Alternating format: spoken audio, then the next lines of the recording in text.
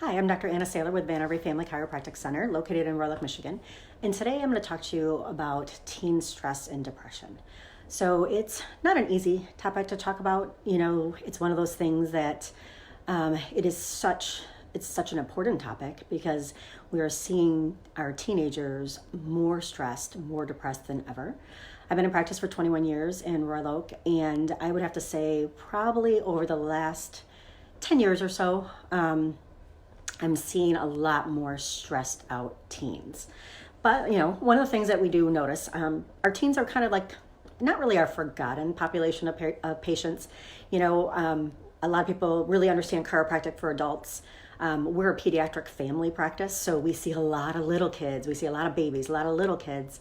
And then when kids start to become almost teenagers, they start getting busier and busier and busier. They're the ones that have these crazy athletic schedules. They're super stressed with school, so they have tons of academic pressure on them, and they're super busy.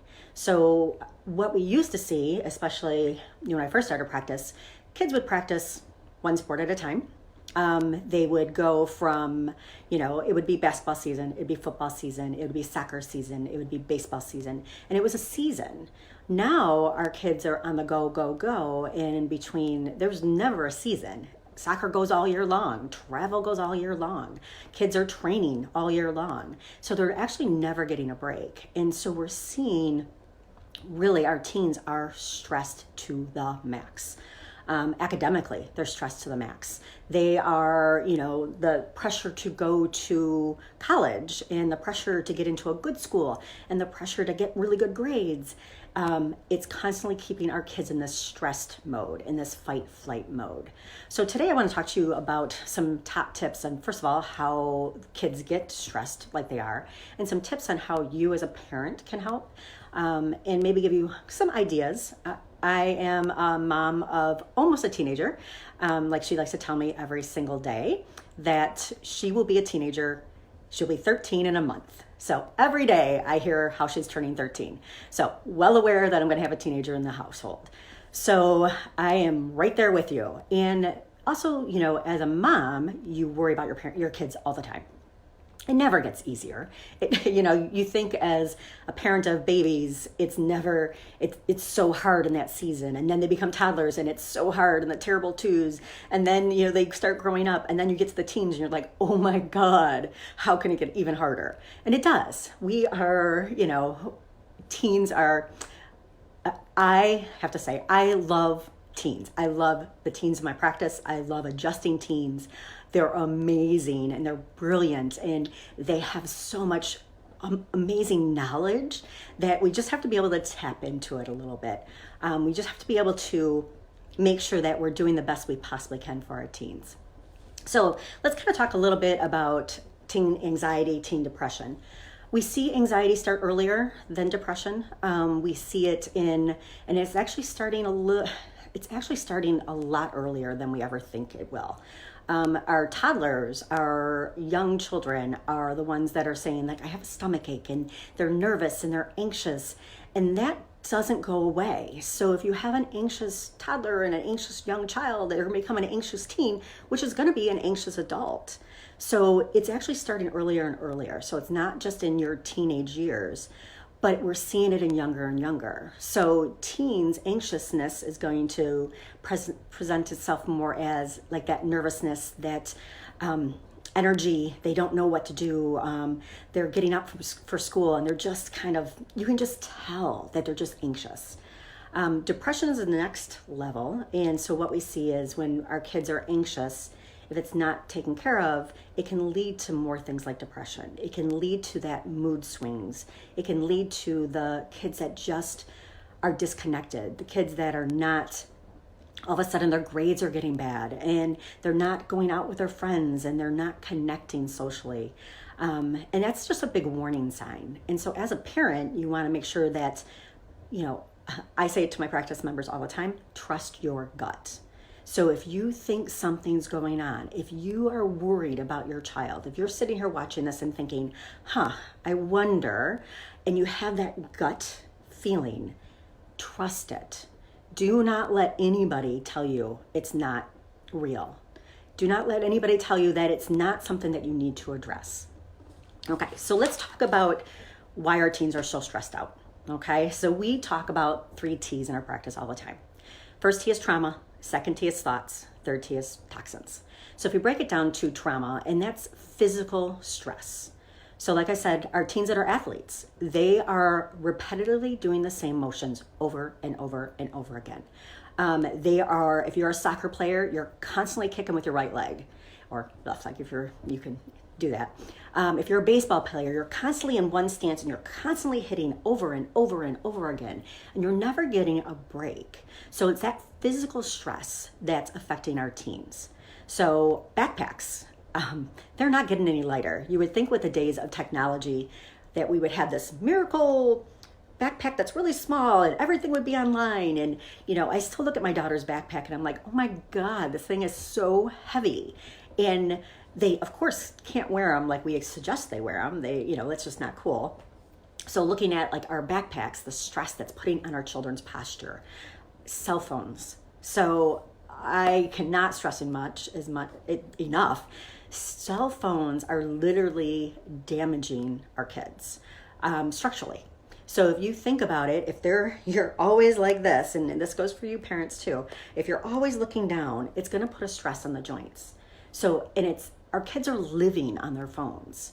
And I mean, I have a teenager. I understand. It feels like they're always living on them. But it's putting such a strain on their joints. It's putting such a strain on their posture that it's really affecting their nervous system. It's affecting their bodies.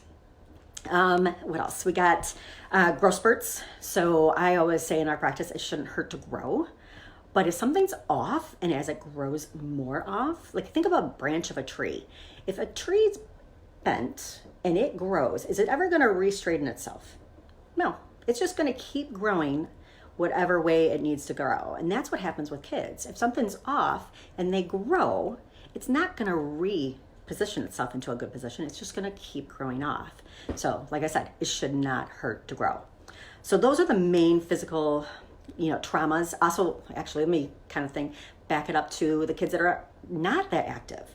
So you might be like thinking, well, I have a kid that doesn't even like to do anything, doesn't like to get off the couch, doesn't like to not play video games.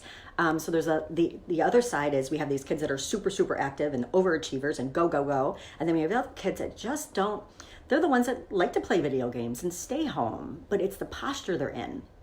So if they're constantly playing video games in a position that's not good for their body, it's going to cause a physical stress to their system. So second one, so we have the 3 T's, trauma, thoughts. Thoughts is emotional stress. I would have to say the kids now, our teenagers right now, emotionally are the most stressed out group of kids ever. So social media, it is literally the number one thing that is harming our children. And I get it. Like Snapchat and Instagram and all these things, this is how our kids communicate. But emotionally, where, when I was growing up, if someone had something bad to say to me, they'd either say it to my face or tell a friend, but I would never hear it. You wouldn't see it. You wouldn't be bombarded with it. You wouldn't be, one person says it and then all of a sudden it's on everything. So emotionally, our kids are constantly being bombarded with stress. We know bullying. We hear it all the time. People are getting socially bullied. They're getting bullied in school. They're getting bullied online. But they never get a break. Because once someone starts getting bullied, it's really easy to keep bullying them. We would go home, leave school on Friday, and then never have to think about it again for the weekend. These kids now, it's never ending. So the social media bullying is really affecting our kids' psyche. Also, you think about, trying to keep up. So I know I have a daughter. And so she sees videos of, people always looking good and, with the filters and Instagram filters and everybody looks beautiful and everybody's thin and their makeup is always beautiful and their hair is always done. And that's not a true life. I mean, even us as parents, we want to obviously put our best foot forward. Like my hair's done and my makeup's done. If you would have seen me an hour ago, you would have been like, ooh, yay. So, but they're not getting a true representation. As adults, we get it. We know that the social washing of our friends. We know their true lives. We know what we do, but kids actually believe it. They think everybody is beautiful and skinny and smart and all the things that they're afraid that they're not. So also, like, teens right now, navigating relationships. So they're learning themselves. They're learning who their friends are. They're learning what kind of person they're going to be. They're learning what they're looking for in a boyfriend, a girlfriend, a relationship. A lot of times they don't even know who they are. So it's hard to know what they want.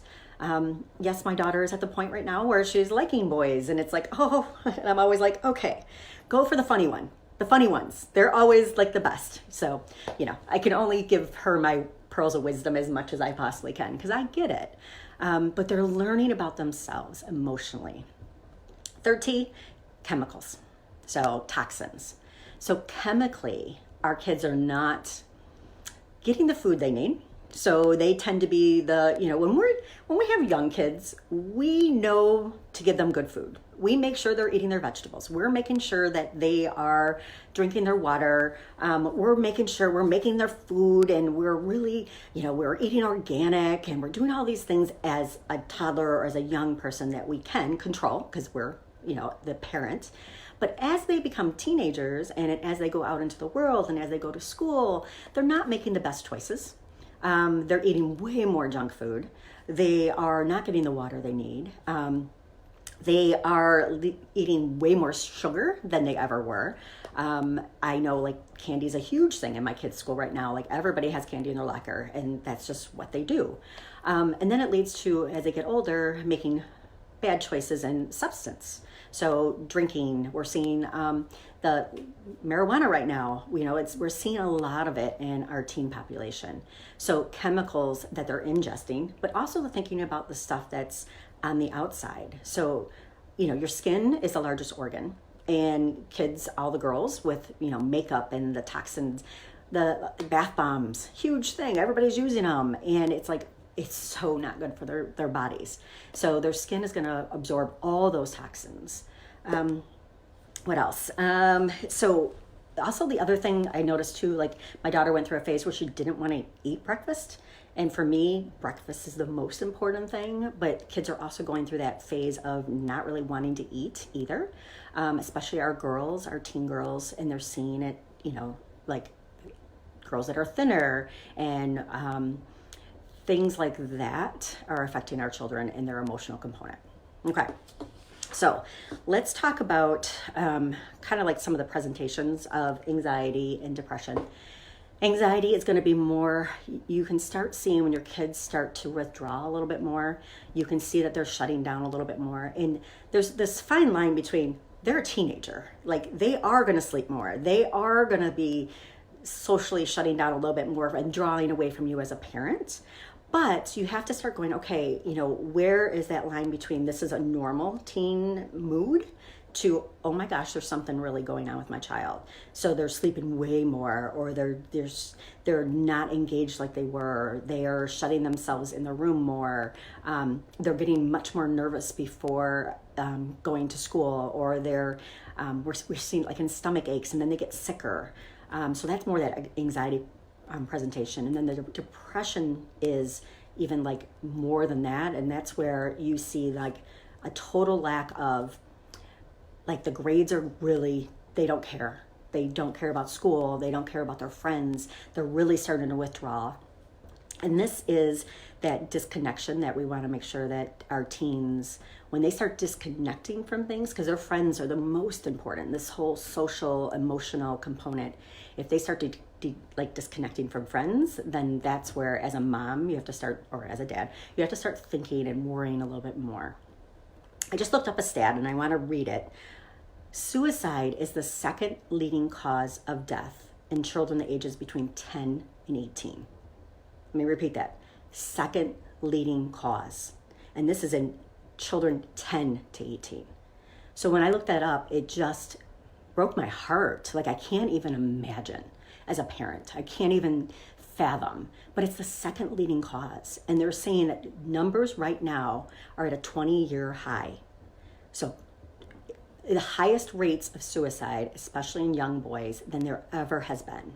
So it's a really like, it's something I don't even want to like discuss or talk about, but we have to, because it is real and it's happening, and it's happening on our watches. It's happening to our children that, sometimes we see the signs and sometimes we don't. So this is, again, where I say, as a parent, trust your gut. Do not ever question yourself on this aspect, because if there's any inkling, I'd rather be safe than sorry. Okay.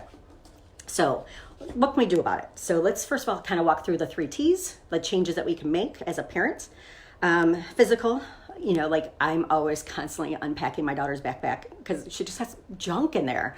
And I'm like, why are you carrying this? So like taking the weight out of the backpack as much as possible, making sure that she is, really using it as well as she can, without a bunch of stuff. Tech snack. So I've taught my daughter, like, we have a pop socket, and that helps because like raising it up, anything to keep them from having that head forward posture. There's a stretch that you can teach them. And kids are funny, teens are funny. We find that if we teach them earlier, they tend to keep doing it versus trying to get them like when they're a little older.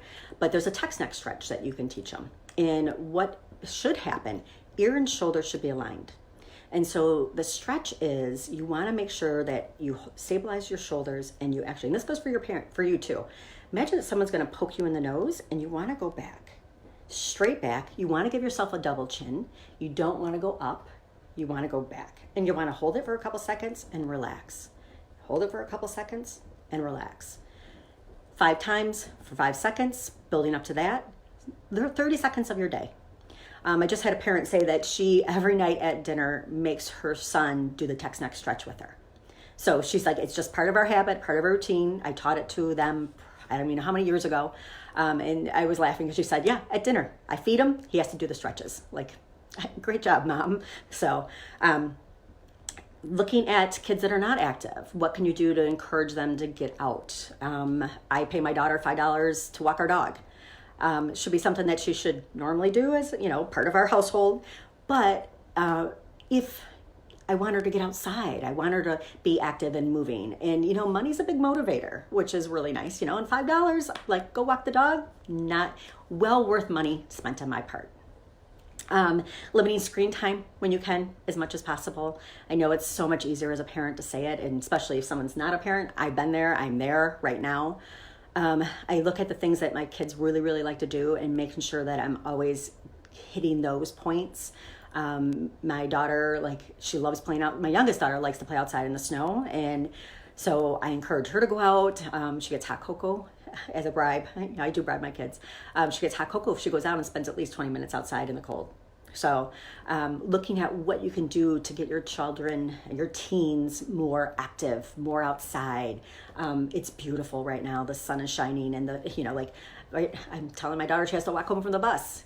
Just because I want her to be outside, actually. So it's those little things that start adding up. So thinking about those, the posture, the positional traumas, what can you do to help?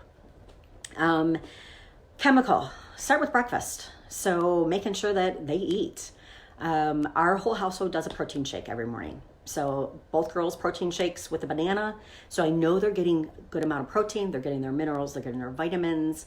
I do a protein shake. My husband does a protein shake, and it just starts their day off right.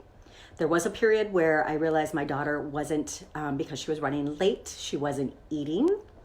And so what I started doing, and this is a parent, I started making the protein shake the first thing in the morning. I walk it up to the bathroom where she's getting ready, and I put it next to her. And for some magically, she actually drinks it a lot more when I actually give it to her versus waiting for her to come down the stairs and as she's running out the door because she's already late. So knowing those things that help my teenager, I'm going to make sure that I do. So she gets a protein shake. I make sure I pack her lunch. So she was buying not so good stuff at school. It's really easy to buy Gatorade. It's really easy to buy crap at school. And so I started making her lunch again. I took that over. We tend to do it when they're really little, but then teens, I kind of was like, oh, she can pack her own lunch or you can buy it at school. And I realized, no, I actually have to make her lunch. So pack her a good sandwich, pack her a fruit, pack her a snack. And that has really helped making sure that she's fueled through the day. So looking at chemicals. I look at the makeup she's buying. I check the things that she's putting on her skin. We don't buy things that are really chemical based here in the house. Both my kids are really sensitive to chemicals. They do, like my youngest, her skin just breaks out, so she doesn't use anything like that. So looking at the things that you can do chemically to help your children. Think about what they're eating. Like we make sure that we have really good, water. We don't have a lot of junk in our house because if it's here, I'm going to eat it first of all. And then second of all, they're going to eat it too. So we try to really avoid junk food. We have lots of good healthy snacks. My youngest is a huge fruit eater and I will get her fruit all the time. So those are the kind of things chemically that you can help your children emotionally. So get them help. I started my daughter with like talking to a counselor years ago, and I wanted it to be normal because I just wanted her to know that she has someone that she can talk to and it never become an issue.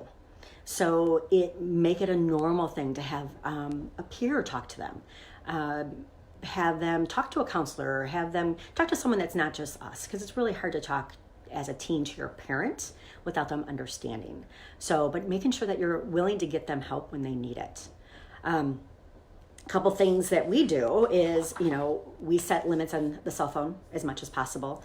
My daughter she's not allowed to have her phone after 9 o'clock anywhere. Like she has to put it down. And obviously it's a lot easier when they're younger to start them that way versus trying to take that control when they're older. There's a really good Facebook group called Parenting in a Tech World. I highly recommend if you have questions. It's an amazing Facebook group it's all about parenting, and technology is not going away. So how can we as parents protect our children as much as possible? I have monitoring software on my child's phone. So we use a system called Bark. And it basically, the really cool thing with Bark is it flags conversations that have things to do with suicide, bullying, depression, drinking. So it actually has this rhythm, and it picks out the things that I need to know about. Because if you have a teen, they talk in like gibberish. But even like emojis, it'll flag emojis, it'll flag a lot of things. So I, as a parent, and my husband as a parent, can look through things and go, okay, what's going on here? And I really feel like having it on from the get-go has really opened a lot of conversations. I don't talk to her about everything, but certain things that come up, I'll be like, hey, what's going on with so-and-so? Or what's going on? What did that mean? And it's really opened a dialogue with us. She's super open and honest. She's come home before and she's like, okay, you're going to see it on Bark. So let me just tell you what's going on. Which I find is really funny, because like we don't usually see it till like the day later. So she's already talking about things that are going on with me in like a really open way. But I, as a parent, also have to have I have to be really like even about things. Like, so I find like, I'm just, more of like a conversation versus like, what is going on? Who is this person? That's helped, and she also has told all her friends, my parents see everything. My parents see every conversation, they see everything. And so I find like she doesn't get a lot of stuff because everybody knows that she's the kid that has monitoring software on her phone. So I would highly recommend something like that. And we started earlier, so when she first got the phone, it was automatically there. So it's never been an issue. Last of all, the most important thing is how can you help your stressed out teen? Chiropractic. No one thinks about chiropractic for stress. As a chiropractor, that's one of the reasons why I'm talking to you, is chiropractic makes a huge difference in stress, in the stress response of the nervous system. Number one thing you could do to help your teen with anxiety is get them adjusted. Number one thing you can do to help your child with depression, get them adjusted. And let me kind of dive into why this is. So there's two different sides of the nervous system. You have your parasympathetics and your sympathetics. Sympathetic is your fight, flight. Parasympathetic is your rest and digest. And you actually need both. So easy way to think about it is the sympathetic side, the go side is the gas of your car. The parasympathetic side of your nervous system would be your brake. And you need both to drive a car. You need the gas to go, brake to slow down. So you need both sides of your nervous system too. But what happens is sympathetic, that fight flight gets stuck. So it's like our teens are beautiful Ferraris flying down the road at 100 miles an hour, which is okay when you're on the Autobahn or when you're on a straight road and you're flying down the road. But when a stressor comes at you, so think about this. I live in Rochester. We're flying down the road and a deer jumps at us. If I'm doing 100 miles an hour, that deer is, first of all, going to die. But second of all, it's going to cause me to spin out. It's going to cause me to get into an accident. It's going to cause me to like grip the wheel and be like, oh my gosh. But if I'm doing the same drive and I'm only doing 20 miles an hour and a deer jumps out at me, that stressor is not going to stress me out. It's not going to send me off the rails. So if you think of our teens, if they're already stressed to the max, if they're stuck in that gas pedal on and stressors are still coming at them, that's when they explode. That's when their temper goes. That's when they just don't even know how to handle it. And that's when they shut down.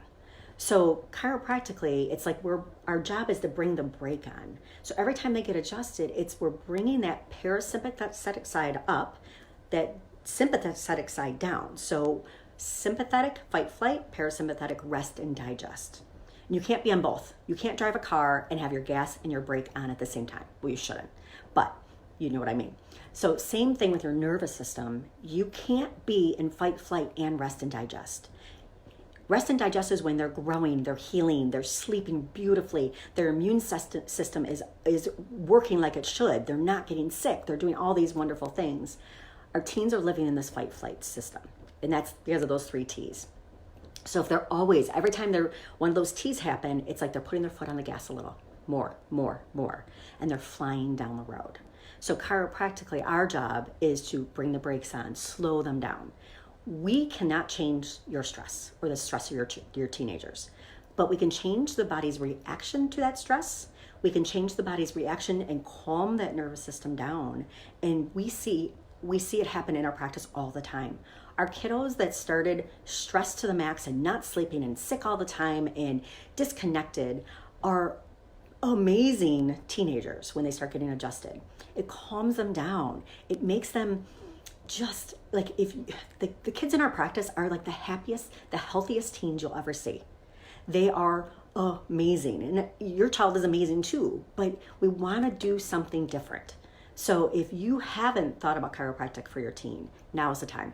If you have a chiropractor, great. Call them right now. Get your teenager adjusted. If you don't have a chiropractor for your teen, we would love to be their chiropractor because we know what a difference it can make with their nervous system. And a happy teen is going to make for a happy family. Happy teen, happy mom. Happy teen, happy dad. It makes the whole family happier. It makes everything a little easier. It makes everything less stressful. And you as a parent deserve to be less stressed. Your teenagers deserve to be less stressed. So give it a little thought. If you are, our goal is obviously to work on those 3 T's that we talked about, but also bringing chiropractic into it as the last piece of the puzzle will make a world of difference for your teenager. So once again, I'm Dr. Anna Saylor. Thank you for watching. I hope everybody has an amazing day. I'm going to sit here and enjoy my fire. I will talk to you later. Bye.